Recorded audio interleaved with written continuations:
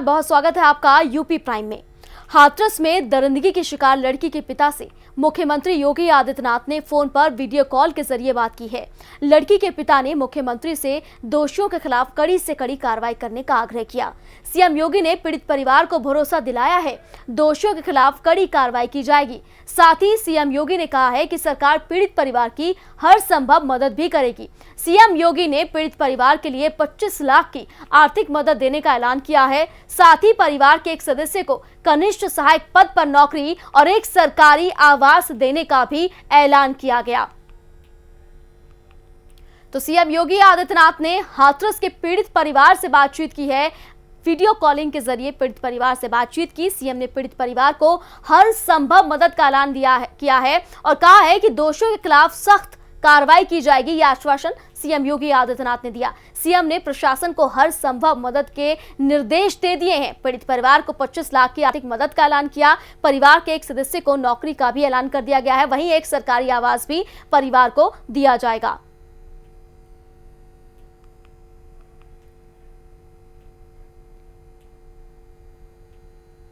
बाबरी विध्वंस मामले पर 28 साल बाद सीबीआई की विशेष अदालत का फैसला आ गया था।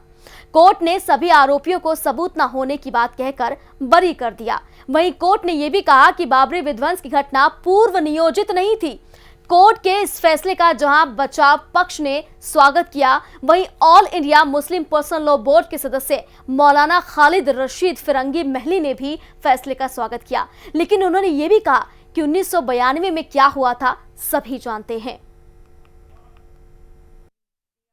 न्यायालय ने ये माना है कि साक्ष्य नहीं इनके खिलाफ मिले हैं किसी अभियुक्त गण के। माननीय अडवाणी जी, माननीय जोशी जी, उमा भारती जी और सारे 32 अभियुक्त गणों को बाइज्जत बरी किया है माननीय न्यायालय ने। और ये पाया है कि 65 एविडेंस एक्ट के प्रोविजंस का फॉलो नहीं किया गया। वीडियो कैसेट जो एविडेंस के रूप में डाले गए वो सब टेम्पर्ड थे और कोई प्रत्यक्ष या अप्रत्यक्ष इन्वॉल्वमेंट या कॉन्स्पिरेसी इन लोगों के खिलाफ प्रूफ नहीं होती है। जो ढांचा गिरा वो कुछ अराजक तत्वों के द्वारा, शरारती तत्वों के द्वारा गिरा, क्योंकि ढांचा के नीचे मंदिर था और उसका भी ध्यान नहीं रखा गया। इसलिए ढांचा गिराने में या ढांचा गिराने के षड्यंत्र में किसी तरह से इनका इन्वॉल्वमेंट नहीं था। न्यायालय ने पाया, माननीय न्यायालय ने ये उद्घोषित किया कि सभी तर्क सही पाए गए हैं और सभी आरोपित व्यक्तियों को दोष मुक्त किया जाता है। कोई भी साक्ष्य आरोप को सिद्ध करने के लिए पर्याप्त नहीं पाया गया। सभी आरोपी बरी कर दिए गए, छोड़ दिए गए। जो साक्ष्य 351 संख्या में प्रस्तुत किए गए सीबीआई द्वारा, उनमें से अधिकांशतः जो भी साक्ष्य थे वो जिरह के दौरान जो हम लोगों की तरफ से सजेशंस रखे गए थे कि ऐसी संभावना है ये इस प्रकार से हुआ होगा, वहां पे उस भीड़ में सभी कारसेवक नहीं थे। पूरी भीड़ को कारसेवक कहना यह श्रद्धालुओं के लिए ठीक नहीं है। वहां अधिकांश मात्रा में श्रद्धालु भी थे और कुछ ऐसे तत्व भी आ गए थे जो असामाजिक थे। हम अपने अज़ीमुशान मुल्क में तमाम मुसलमान हमेशा से अदालतों के फैसले का इज़्ज़त, एहतराम और रिस्पेक्ट करते आए हैं और इंशाअल्लाह हमेशा करते रहेंगे। और आज के इस फैसले के सिलसिले में हमें कुछ नहीं कहना है और सभी लोग जानते हैं कि 6 दिसंबर 1992 को किस तरीके से सरेआम अयोध्या में बाबरी मस्जिद शहीद की गई और कानून की धज्जियाँ उड़ाई गईं। और ऑनरेबल सुप्रीम कोर्ट ने भी बाबरी मस्जिद के केस फाइनल जजमेंट में ये बात वाज़े तौर पर कही कि Muslims have been wrongly deprived of a mosque which had been constructed well over 450 years ago. फिर आगे सुप्रीम कोर्ट ने यह भी कहा कि unlawful destruction of the places of worship, Babri Masjid के सिलसिले में कि वो अनलॉफुल डिस्ट्रक्शन था। बहरहाल इसका कोई मुजरिम है कि नहीं है, ये अदालतों ही को फैसला करना होता है। और अब मुस्लिम ऑर्गेनाइजेशंस बैठ के ये तय करेंगी कि आगे अपील करना है कि नहीं करना है और अपील करने का कोई नतीजा और कोई फ़ायदा हासिल होना भी है कि नहीं होना है। सिंहनाद कर 12 लीलो नाग हो जलनी सादा बंदर सिंहनाद करने लगे तो वहाँ पर सब कार सेवक हनुमान जी चढ़ गए, सब जो अपना रहा जितने क्या नाम है बारकेटे उरने सब तोड़ ताड़ करके गिरा उरा के चले गए। हनुमान जी के काम क्या भाव चल रहे हैं आपके? हमारा काम है कि सब देखिए, भाव हमारा कोई नहीं है, हमारा भाव है कि शांति व्यवस्था देश में कायम रहे और राम जन्मभूमि के कार्य हो गया है। राम जन्मभूमि में जो फंसे थे वो उसके लिए वो मुक्त हो गए। अब सब लोग शांति से व्यवस्था से अपना रहें, आनंद लें। राम जी के काम, राम जी कोई हिंदू मुसलमान के नहीं है, या न मस्जिद के हैं न मंदिर के हैं, केवल वो राम जी की एक व्यवस्था है। राम जी के सब मानने वाले हैं, सूर्य चंद्रमा सब पुरुषोत्तम है, इसलिए सभी उनको मानता है। हिंदू मुसलमान अयोध्या के सभी राम जी के हनुमान जी के भजन करने जाता है, इसलिए राम जी के काम हुआ, अयोध्या वासी सब प्रसन्न है। महाराज एक सवाल कि 27.5 साल हो गया आपको इस केस में लड़ते हुए, अब मथुरा की बात कही जा रही कि मथुरा का 27 साल नहीं, हमको 1949 से लड़ते हुआ 70 साल हो गया। 49 में मूर्ति हमारे गुरु बाबा अभिराम दास जी ने मूर्ति रखा था। उसके बाद में वो लड़ते थे, उसके बाद में 81 से हमको बनाए महंत, तब से हम लड़ रहा। न्यायालय ने बाबरी विध्वंस का जो फैसला सुनाया, हम सब संत ही नहीं, पूरे सनातन धर्म, पूरा हिंदू इतना खुश हुआ कि उसके मुख से जय श्री राम और महादेव के अलावा और कुछ नहीं निकल रहा है। राम के कार्य में कोई अपराध नहीं होता है और यह घटना कोई पहले से सुनियोजित नहीं थी, जैसा माननीय जज साहब ने भी कहा है। सभी को बरी कर दिया गया, किसी कोई अपराध नहीं था। जो भी व्यक्ति वहाँ उपस्थित थे सब ने कोई योजना बना के नहीं गए थे। यह कार्य राम का था, राम भगवान मर्यादा पुरुषोत्तम हैं, उन्होंने अपना काम कराया और आज के फैसले का सभी संत समाज स्वागत करता है। और एक बात कहना चाहता है, न्याय की अदालत में सत्य की जीत होती है।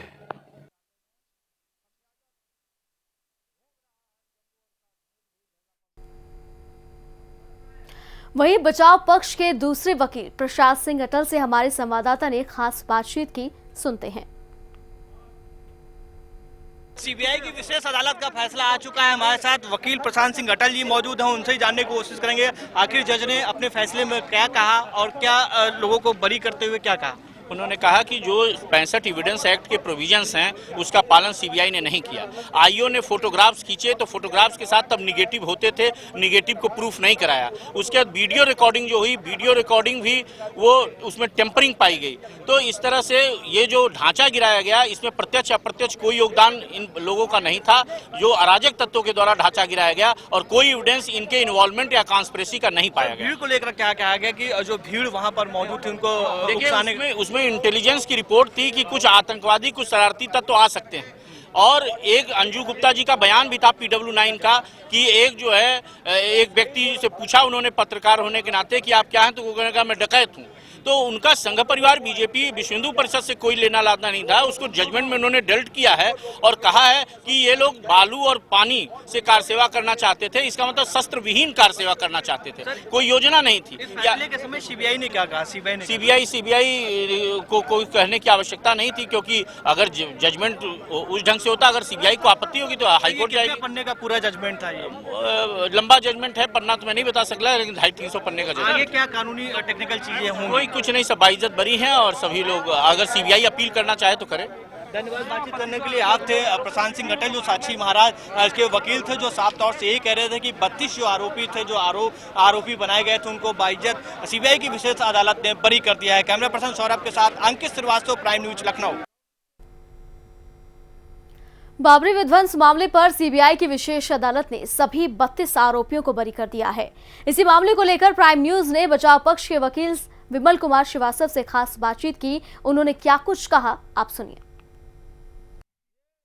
बाबरी विध्वंस मामले में ऐतिहासिक फैसला आ चुका है। सभी 32 आरोपियों को बरी कर दिया गया है। बचाव पक्ष के जो अधिवक्ता हैं विमल श्रीवास्तव हमारे साथ मौजूद हैं। आखिर कोर्ट ने अपने फैसले में क्या कहा विमल जी आज? कहा सभी आरोपियों के विरुद्ध जो आरोप लगाए गए थे उनमें कोई भी आरोप साबित नहीं हुआ है। जो भड़काऊ भाषण के जो आरोप लगाए गए थे, ढांचा गिराने के जो आरोप लगाए गए तो उसमें क्या सत्यता निकल ढांचा गिराने के लिए जिन लोगों ने गिराया वो असामाजिक तत्व थे, उनसे हम लोगों का आरोपियों का कोई संबंध साक्ष्य के रूप में नहीं आया है, बल्कि हम लोग लगातार कह रहे थे कि इन लोगों को परिषद से निकाला जाए, उनको रोक रहे थे, हर संभव प्रयास किया गया। सर, साध्वी रिथम्बरा जी, लाल के सोनवानी जी, इन पर आरोप थे कि भड़काऊ भाषण इन्होंने दिया, उस पर कोर्ट ने क्या कहा? देखिए ऐसा है, उस पर न्यायालय में ये विषय आना जरूरी था कि उन्होंने भाषण में क्या कहा। भड़काऊ भाषण कौन डिसाइड करेगा?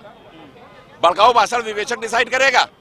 भड़काऊ भाषण कोई व्यक्ति डिसाइड करेगा? न्यायालय में जब मुकदमा चल रहा है तो भाषण का कौन सा अंश क्या बोला गया, ये वो अंश बताएगा कि ये भाषण भड़काऊ था कि नहीं था, और वो न्यायालय उस पर करेगी, परिशीलन करेगी उसका। विमल जी, जो साक्ष्य पेश किए गए, जो फोटो प्रस्तुत की गई न्यायालय में, वो उसको क्या माना है कोर्ट ने? देखिए, जो फोटोग्राफ पेश हुई है उनमें नेगेटिव्स होनी चाहिए थी। वही बात आती है कि उनकी जो सैंक्टिटी है वो पूरी तरह से सिद्ध होनी चाहिए। आपकी तरफ से जिरह में क्या क्या तथ्य रखे गए थे और कोर्ट ने क्या? हमारी तरफ से जिरह में आज जो आप निर्णय सुन रहे हैं, जो बिंदु रखे, वो सारे बिंदु हमारी बहस में हैं, और मुख्य बिंदु हमारी बहस में ही था कि सीबीआई ने जो गवाह पेश किया उसमें मुख्य जो पुजारी थे वो महत्वपूर्ण है, वो उन्हीं के गवाह थे। उन्होंने ही कहा कि रामलला की मूर्तियों को अचानक उन्होंने बचा लिया, वरना वो भी टूट जाती। जिस समय तोड़ा जा रहा था, तीसरा गुंबद, 2 गुंबद टूट चुके थे, तो उसमें हमारी कोई संलिप्तता तो हो नहीं सकती। स्वयं उनका गवाह कहता है, उधर से पत्थर चल रहे हैं, हम पत्थर खा रहे हैं, तो हमारी संलिप्तता तो हो नहीं सकती। विमल जी, आखिर मस्जिद किसने टूटी? मस्जिद उस समय टूटी थी। जो भी विवादित ढांचा टूटा था वो उन शरारती तत्वों ने तोड़ा था जिनके बारे में एलआईयू और आईजी AK सरन ने बयान दिया है। धन्यवाद बातचीत करने के लिए। आपके अधिवक्ता विमल श्रीवास्तव, जिनका साफ तौर से कहना है कि जो 32 आरोपी हैं जिन पर आरोप लगाए गए थे वो आरोपी बरी कर दिए गए हैं। कैमरा पर्सन सौरभ के साथ अंकित श्रीवास्तव, प्राइम न्यूज, लखनऊ। अयोध्या में बाबरी मस्जिद विध्वंस मामले में करीब 28 साल तक हुए कानूनी उतार चढ़ाव की सीबीआई की विशेष अदालत ने इस मामले में अपना फैसला सुना दिया। सीबीआई की विशेष अदालत ने सभी 32 आरोपियों को बरी कर दिया। आइए समझते हैं दरअसल पूरा मामला क्या था, आपको समझाते हैं। 1528 मुगल बादशाह बाबर के कमांडर मीर के द्वारा ये बाबरी मस्जिद बनाई गई, इसका निर्माण करवाया गया। वहीं 1885 महंत रघुवीर दास ने विवादित स्थल के बाहर तंबू लगाने की इजाजत मांगी। महंत रघुवीर दास की अर्जी न्यायालय ने खारिज कर दी। वहीं बाबरी मस्जिद के मध्य गुंबद के ठीक नीचे रामलला की मूर्तियां रख दी गई। 1950 में रामलला की पूजा का अधिकार हासिल करने के लिए अदालत में वाद दायर किया गया। 1950 में परमहंस रामचंद्र दास ने मूर्तियां रखने के सिलसिले में वाद प्रस्तुत किया। 1949 निर्मोही अखाड़ा ने कब्जा दिलाने के आग्रह के सिलसिले में वाद दायर किया था। 1961 में उत्तर प्रदेश सुन्नी सेंट्रल वक्फ बोर्ड ने विवादित स्थल पर दावे का वाद दाखिल किया। वहीं 1 फरवरी 1946 में अदालत ने 86 में हिंदू श्रद्धालुओं के लिए विवादित स्थल को खोलने का आदेश दिया था। 14 अगस्त 1989 में इलाहाबाद हाई कोर्ट ने विवादित स्थल पर यथास्थिति बनाए रखने के आदेश दिए थे। वहीं 6 सितंबर 1992 को बाबरी मस्जिद ढहा दी गई थी। वहीं 3 अप्रैल 1993 में विवादित स्थल पर केंद्र सरकार ने अयोध्या में अधिग्रहण संबंधित कानून पारित किया। 3 अप्रैल 1993 में कानून को चुनौती देने के लिए हाईकोर्ट में इस्माइल फारूकी ने वाद दायर किया। 24 अक्टूबर 1994 में हाईकोर्ट ने कहा कि मस्जिद इस्लाम का अभिन्न अंग नहीं है। अप्रैल 2002 में उच्चतम न्यायालय ने मालिकाना हक से जुड़े वाद की सुनवाई शुरू की। 13 मार्च 2003 में उच्चतम न्यायालय ने पूजा या इबादत संबंधी गतिविधि पर रोक लगा दी। वहीं 30 सितंबर 2010 में इलाहाबाद हाई कोर्ट ने विवादित स्थल को 3 हिस्सों में बांटने के आदेश दिए। 9 मई 2013 को उच्चतम न्यायालय ने उच्च न्यायालय के आदेश पर रोक लगा दी। 21 मार्च 2017 को JS खेरी ने सभी पक्षकारों को आपसी सुलह समझौते का सुझाव दिया। वहीं 19 अप्रैल 2017 में उच्चतम न्यायालय ने विशेष अदालत में मामला स्थानांतरित कर दिया। 19 अप्रैल 2017 में उच्चतम न्यायालय ने अभियुक्तों के खिलाफ भी मुकदमा चलाने का आदेश दिया। 30 मई 2017 को लालकृष्ण अडवाणी, मुरली मनोहर जोशी, उमा भारती पर साजिश रचने का आरोप लगाया गया। 30 मई 2017 को विनय कटियार, साध्वी रितंबदा पर भी साजिश रचने का आरोप लगा। वहीं 31 मई 2017 को बाबरी मस्जिद विध्वंस मामले में अभियोजन की कार्रवाई शुरू की गई। 13 मार्च 2020 में सीबीआई की गवाही की प्रक्रिया तथा बचाव पक्ष की जिरह पूरी हुई। 13 मार्च 2020 में मामले में 351 गवाह और 600 दस्तावेजी साक्ष्य सौंपे गए।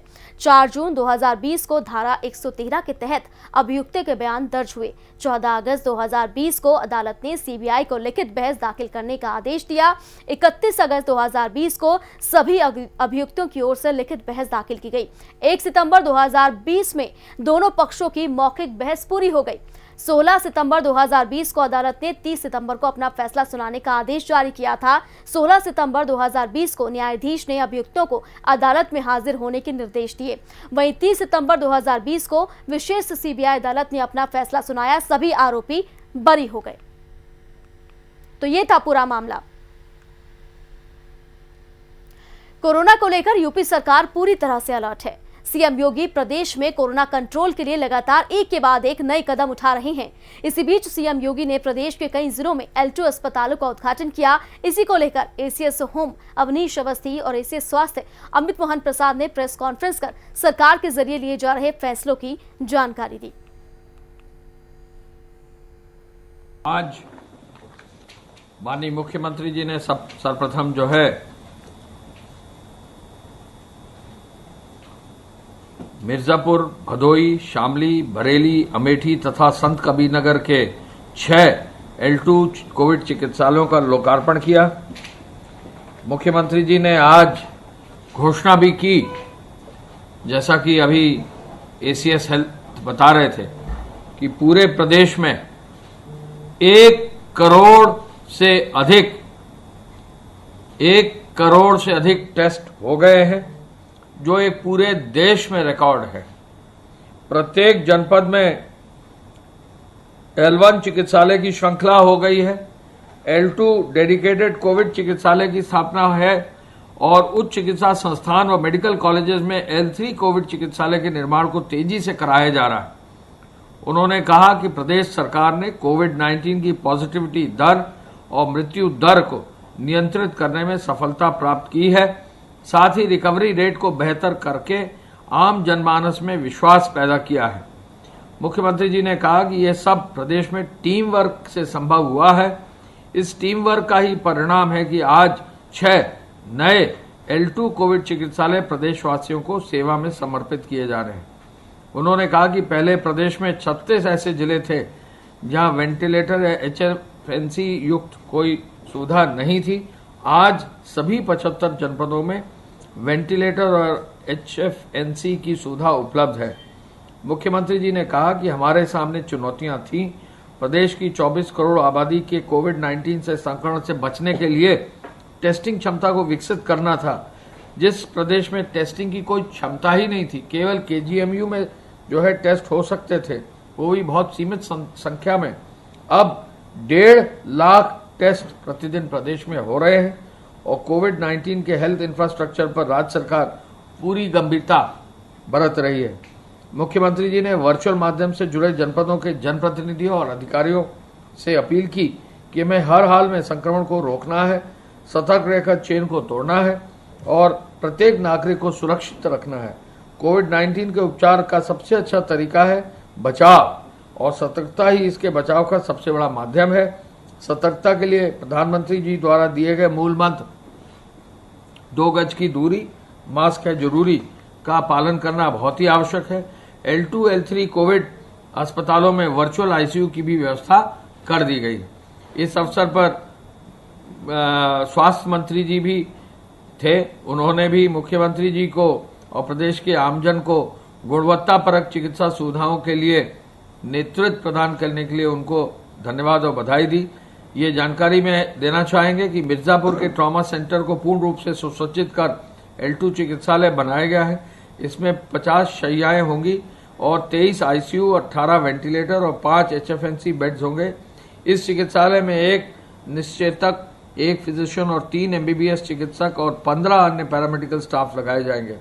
भदोही में 100 शैय्या युक्त बनेगा और शामली में 100 शैय्या युक्त उपलब्ध होंगी। बरेली में 300 बेडेड चिकित्सालय बनेगा और साथ ही साथ जो है अमेठी में जो व्यवस्था होगी 102 शैय्या उपलब्ध हो पाएंगी और संत कबीर नगर में लगभग 50 शैय्या युक्त बेड्स होंगी। इसका विस्तृत विवरण आपको दिया जाएगा। मुख्यमंत्री जी ने जो ये रिकॉर्ड टूटा है 1 करोड़ टेस्ट का, इसका और आगे बढ़ाते हुए door to door survey, surveillance और मेडिकल टेस्टिंग पर और तेजी लाने के लिए कहा है।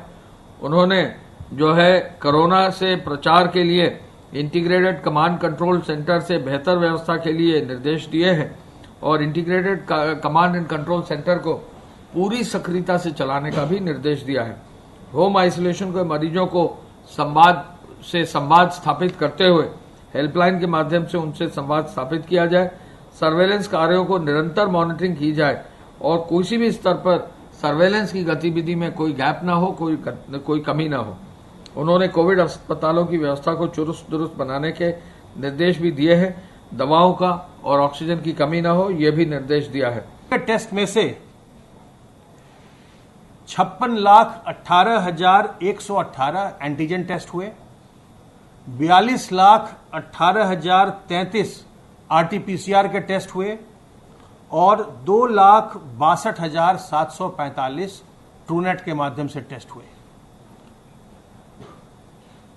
जितने भी लोग हमारे, चाहे हमारे माइक्रोबायोलॉजिस्ट हों, हमारे डॉक्टर्स हों, हमारे हेल्थ केयर स्टाफ हो, लैब टेक्नीशियन हो, जो लोग भी टेस्टिंग के कार्य में निरंतर लगे हुए हैं, सैंपलिंग के कार्य में, टेस्टिंग के कार्य में, हम आज उन सबको बहुत बहुत बधाई देते हैं, धन्यवाद देते हैं। उनकी मेहनत के कारण से आज प्रदेश ने एक लैंडमार्क अचीव किया और इतनी अधिक टेस्टिंग होने के कारण से ही हम प्रदेश में संक्रमण को नियंत्रित रख सके हैं और जो पॉजिटिविटी रेट है उसको भी हम नियंत्रित रख पाए हैं। प्रदेश में पॉजिटिविटी रेट निरंतर 5% के नीचे रही है। इस समय वो घट करके और भी कम हो गई है। जो हमारे एक्टिव केसेस हैं 50,883, इनमें से वर्तमान में 24,026 संक्रमित व्यक्ति अपने घर में रहकर होम आइसोलेशन का विकल्प लेकर स्वास्थ्य लाभ कर रहे हैं। प्राइवेट अस्पतालों में भुगतान के आधार पर 3,727 लोग अपनी चिकित्सा करवा रहे हैं, अपना इलाज करवा रहे हैं और जो सेमी पेड कैटेगरी होती है उसमें इस समय 106 लोग स्वास्थ्य लाभ कर रहे हैं। कानपुर के चमनगंज में चट्टों के खिलाफ चले अभियान में हुए पथराव और भैंसों को पकड़ने के मामले ने तूल पकड़ लिया है। मामला नगर निगम मुख्यालय मोती झील से निकलकर कमिश्नर की चौखट तक आ चुका है। पकड़ी गई भैंसों को न छोड़ने को लेकर कमिश्नर से मिलने पहुंचे समाजवादी पार्टी के विधायक अमिताभ वाजपेयी और इरफान सोलंकी कमिश्नर कार्यालय परिसर में धरने पर बैठ गए। सपा विधायकों का कहना है कि वो कमिश्नर से समय लेकर उनसे मिलने पहुंचे थे, लेकिन समय लेने के बाद भी कमिश्नर उनसे नहीं मिले, जिसके बाद उन्होंने धरने देने का फैसला किया। सपा विधायकों ने नगर निगम पर भैंसों को बेचने का आरोप लगाया है।